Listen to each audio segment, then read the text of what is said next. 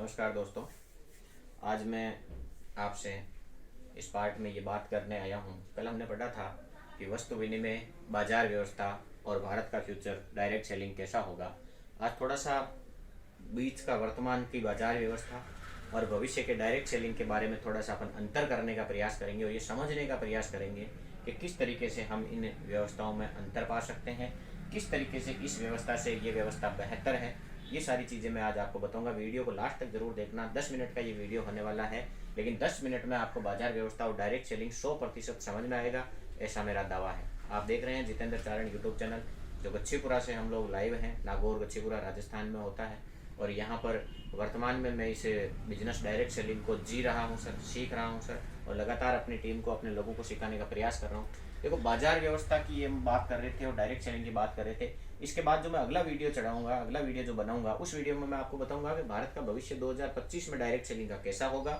इसके अलावा उसमें यह भी बातचीत होगी कि एक अच्छी कंपनी और फर्जी कंपनी की हम पहचान कैसे कर सकते हैं, डायरेक्ट सेलिंग रियल क्या होता है और मनी रोटेशन क्या होता है, डायरेक्ट सेलिंग में हम किस तरीके से बेहतरीन भविष्य बना सकते हैं। 2025 में ये फिक्की के अनुसार कितने रुपयों का कारोबार हो जाएगा, उसमें हमारी क्या हिस्सेदारी होगी, किस तरीके से ये काम करेगा, आने वाले समय का ये कैसे व्यापार बनेगा। ये सारे सवाल मैं उस वीडियो में थोड़ा सा कवर करने का प्रयास करूंगा। फिलहाल अपना जो टॉपिक है वो ये है बाजार व्यवस्था और डायरेक्ट सेलिंग। देखो, सबसे पहले तो अपने ये पता होना चाहिए कि बाजार व्यवस्था और डायरेक्ट सेलिंग में अंतर क्या है। बाजार व्यवस्था जो है, मैंने पिछले वीडियो में भी जैसे बताया था कि एक कस्टमर होता है, एक कंपनी होती है और कुछ मिडिल मैन, बिचौलियों के माध्यम से हम तक सामान पहुंचता है, इसे कहते हैं बाजार व्यवस्था। डायरेक्ट सेलिंग में एक कंपनी होती है, एक कस्टमर होता है और बीच में जहां पर एक ही पॉइंट उनको मिला दिया जाता है। जैसे अभी ये आप शॉप देख रहे हैं, ये डायरेक्ट सेलिंग की शॉप है, ये है डायरेक्ट सेलिंग सिस्टम। तो मैं ये कह सकता हूँ कि डायरेक्ट सेलिंग में मिडिल मैन नहीं होते हैं, डायरेक्ट कंपनी की फ्रेंचाइजी की शॉपें होती है, और बाजार व्यवस्था में मिडिल मैन होते हैं। ये दोनों में मुख्य अंतर होता है। अब बात ये हो रही है कि जब अपन बाजार व्यवस्था से सामान खरीदते हैं, दोनों ही जगह से आपको केवल प्रोडक्ट खरीदने हैं, इसके अलावा कुछ नहीं करना है। यहाँ से भी सामान लेना है और यहाँ से भी प्रोडक्ट लेने होते हैं। बाजार व्यवस्था से जब कोई कंपनी किसी प्रोडक्ट को 50 रुपए में बनाती है, तो ये सब लोग उसमें अपना मुनाफा जोड़ते हैं, ये आपको स्वीकार करना होगा। और यहाँ तक आते आते जो माल है वो 100 रुपए का हो जाता है। यानी कि ये जो कस्टमर है, ये अपनी कमाई का 50% हिस्सा इन बिचौलियों को दे देता है। एक व्यक्ति 60 साल के जीवन में यदि 60 लाख रुपए भी खर्च करता है तो उसे 30 लाख रुपए का माल मिलता है और 30 लाख रुपए ये बीच की व्यवस्था में जा रहे हैं। अब यदि मैं आपको कहूं कि इस व्यवस्था में ये जो पैसा जा रहा है, क्या आप इसको बचाना चाहते हो? बिल्कुल, इसका जवाब सभी लोग कहेंगे यस, बचाना चाहते हैं। आज यदि मुकेश अंबानी का भी यहाँ 1 रुपया गिरता है तो वो भी उस 1 रुपये को उठाएगा, क्योंकि उसको आवाज आती है सर। लेकिन आप 100 रुपए की चीज खरीदते हो, उसके 50 रुपए की आपको आवाज नहीं आ रही है वो कहाँ जा रहा है। और हमारे पास अब तक ऐसी कोई व्यवस्था नहीं थी, लेकिन अब हमारे पास बहुत ही खुशी की बात है कि एक ऐसी व्यवस्था है जिसमें माल कंपनी 50 रुपए में बनाएगी, 5 रुपए इसे डायरेक्ट सेलिंग के होंगे, कस्टमर 100 रुपए खर्चेगा, लेकिन ये बीच के 45% पैसा हम वापस प्राप्त कर सकते हैं। कैसे प्राप्त कर सकते हैं, इन दोनों में क्या अंतर होगा, आइए थोड़ी सी डिटेल से चर्चा करते हैं। बाजार व्यवस्था से हम जो सामान लेते हैं, मुझे आप खुद बताइए कि जब 50 रुपए में बनने वाला आइटम इन बिचौलियों के हाथों में से गुजरेगा तो महंगा होगा या सस्ता होगा? बिल्कुल सर, महंगा होगा। आपका जवाब बिल्कुल मन में सही सोच रहे हैं आप। और यहाँ पर डायरेक्ट सेलिंग में वैल्यू ऑफ मनी के बराबर आपको सामान मिलेगा और क्वालिटी वाइज जो सामान है वो सस्ता भी होगा।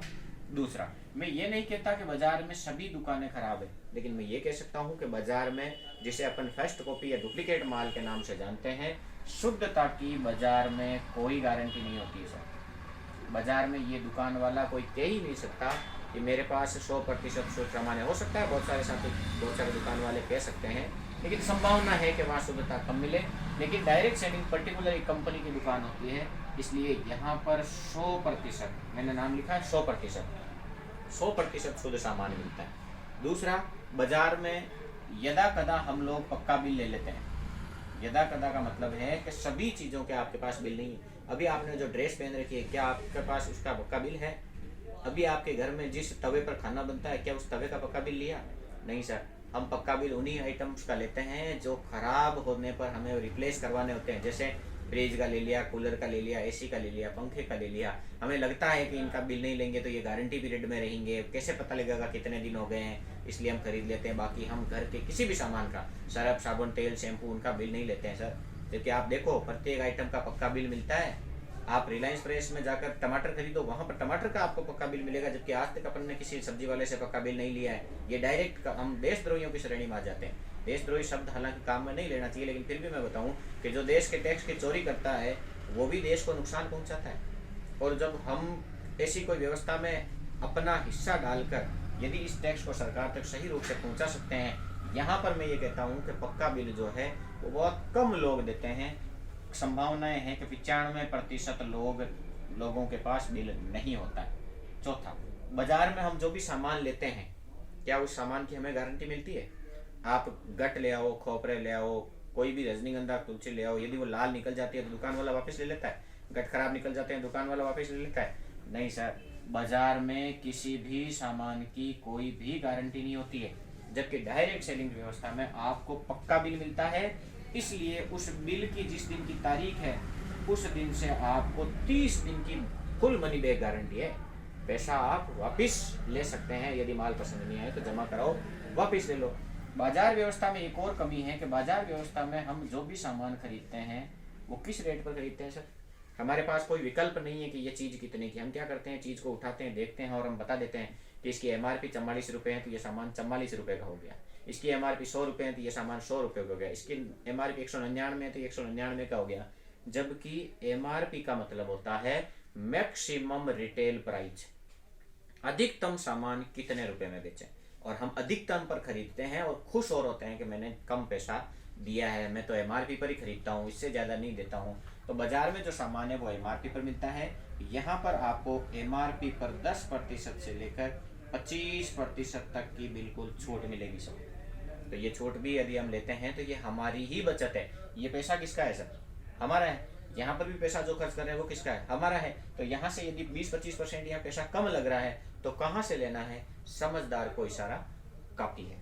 छठा फायदा, बाजार से हमने आज तक जितना भी सामान लिया है, यहाँ पर डायरेक्ट सेलिंग में उस सामान के साथ 7वें महीने, कौन से महीने? 7वें महीने, हमारी जिस direct selling company fashion shooting private limited की मैं बात करता हूँ, वो आपको 7वें महीने फ्री प्रोडक्ट देती है। जबकि बाजार में आप लगातार कितने ही पीढ़ियों से खरीद रहे हो तो भी 1 रुपये का भी सामान फ्री नहीं मिलता है सर। मैं यूँ कहना चाहूँगा कि यदि आप 12 महीने कमाते हो और बाजार में खर्च करते हो तो आपको पूरा 12 महीना पैसा खर्च करना पड़ेगा। लेकिन यदि आप डायरेक्ट सेलिंग से सामान लेते हो तो कमाओ 12 महीना, 10 महीने का सामान लाओ, 2 महीने का फ्री। ये जो पैसा बचेगा इससे आप बच्चों की पढ़ाई के ऊपर अपनी बचत के रूप में, एक्स्ट्रा सामान के रूप में जैसा चाहे वैसा आप यूज ले सकते हैं, क्योंकि ये पैसा आपका अपना था। अब बाजार व्यवस्था में हम ये देख रहे हैं कि जो पैसा है वो केवल जाएगा। आज तक भी कोई ऐसा व्यक्ति नहीं है जो ये कह देवे कि मेरे तो 1 रुपया भी बाजार से वापिस आया है। संभव ही नहीं है सर, क्योंकि वो व्यवस्था अलग प्रकार की है। और यहाँ पर पैसा चाहे आपके कितना ही आए, गारंटी के साथ आएगा, तो वहां पर जाएगा, यहाँ पर आएगा। एक विशेष अंतर ये होता है, और बताऊं मैं आपको यदि डायरेक्ट सेलिंग में और इसमें अंतर, तो बाजार व्यवस्था में आप व्यापार नहीं कर सकते। जिस व्यक्ति की दुकान बहुत अच्छी चलती है उस व्यक्ति को आप यदि कहते हैं कि मेरा हिस्सा बना लो, मुझे पार्टनर बना लो 50% का, तो वो या तो ये कहेगा भाई मैंने 1 करोड़ रुपए लगाए, 50 लाख रुपए तू भी दे दे, तू भी पार्टनर बन जा। या अगर अच्छी चलेगी दुकान तो वो मना करेगा, वहाँ व्यापार का कोई मौका नहीं होता सर। हमने कितने लोगों की दुकानें चला दी। हम बहुत सारे डॉक्टर्स का एडवर्टाइज करते हैं कि फला डॉक्टर बहुत अच्छा है, फला मोबाइल बहुत अच्छा है, फला टीवी बहुत अच्छी है, फला स्कूटर बहुत अच्छा है, ये आदमी अच्छा है, ये दुकान अच्छी है, ये सब्जी वाला अच्छा है, ये दूध वाला अच्छा है, इस कंपनी का दूध बढ़िया आता है, इसकी लस्सी बढ़िया आती है। और हमारे कहने के कारण बहुत सारे लोग वहाँ जाते हैं। मैं एक एग्जांपल देता हूँ। मान लो आपने कहा कि बहुत ही बढ़िया शानदार कोई एक बाइक का नाम लिया कि ये बाइक बहुत अच्छी आती है, और आपके कहने से यदि उस स्थान के 10 लोगों ने वो बाइक खरीदी तो उस कंपनी का आपने 5 से 10 लाख रुपए का माल बिकवा दिया, लेकिन उस कंपनी ने आपको क्या दिया सर? और उसी बाइक के बारे में यदि विराट कोहली कहता है कि ये बाइक बहुत अच्छी है तो वो करोड़ों रुपए लेता है सर। वो एडवर्टाइज करता है पैसे लेकर, और हम एडवर्टाइज करते हैं मुफ्त में। हम उन कंपनियों का घर चला रहे हैं, लेकिन हमने आज तक इस तरफ सोचा ही नहीं है। आज के बाद यदि हम यहाँ पर व्यापार का मौके का तात्पर्य यहाँ पर यह है कि हम जिस भी व्यक्ति को ये बताएंगे कि डायरेक्ट सेलिंग से सामान लेने से ये फायदा है और बाजार से सामान लेने से ये नुकसान है, तो वो जब जब डायरेक्ट सेलिंग से सामान लेगा आपको उस व्यक्ति का 2.5% पैसा मिलता है, यानी कि एक इनकम भी हम यहाँ से जनरेट कर सकते हैं। अपना खुद का व्यापार है। आज तक हमने चौराहे पे बैठ के, बाजार पे बैठ के, चाय की दुकान पे बैठ के बहुत सारी बातें की है। उन बहुत सारी बातों में यदि एक बात आप डायरेक्ट सेलिंग की ओर जोड़ते हैं तो आने वाले 5 साल के बाद एक अच्छा खासा आपका ये बिजनेस, जिसमें आपको पैसा नहीं लगाना है, खड़ा हो जाएगा सर। 1 रुपया भी खर्च नहीं करना है।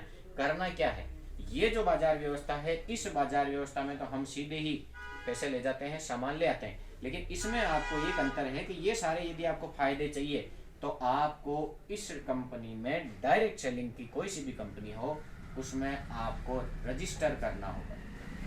रजिस्टर का मतलब होता है अपना आधार कार्ड देना होगा, बैंक डायरी, क्योंकि आधार कार्ड दोगे तभी तो कंपनी को पता लगेगा कि फला व्यक्ति ने लगातार 6 महीने सामान लिया है। और कुछ खाते में आपके पैसा भी आता है, इसलिए आपको आपकी बैंक डायरी भी देनी होगी। और अगले वीडियो में ये भी बताऊंगा कि पैन कार्ड से क्या महत्व है, तो इसमें आपको अपना पैन कार्ड भी यदि हो तो, बाकी कोई ज़रूरी नहीं है, यदि है तो देना है, नहीं है तो कोई बात नहीं। इसके अलावा आपको एक सुंदर सा मुस्कुराता हुआ फोटो देना होता है और आपके जो मोबाइल नंबर हैं वो आपको अपडेट कराने हैं। ये 5 चीज़ें तो चाहिए आपकी। इसके अलावा एक जो कार्ड चाहिए वो चाहिए, आधार कार्ड जो चाहिए वो चाहिए नॉमिनी का, क्योंकि ये बिजनेस एक समय के बाद हमारे नॉमिनी के ट्रांसफर होगा। सर एक दिन बड़े डिटेल में इस वीडियो पर भी बातचीत करेंगे कि नॉमिनी को ट्रांसफर होने से बिजनेसों के क्या क्या फायदे होते हैं, नॉमिनी ट्रांसफर होने से किस प्रकार हमारा नॉमिनी, हमारे बच्चे सुरक्षित रहते हैं, ये सारी बातचीत करेंगे। आशा करता हूँ कि बाजार व्यवस्था और डायरेक्ट सेलिंग को आपने समझ लिया होगा।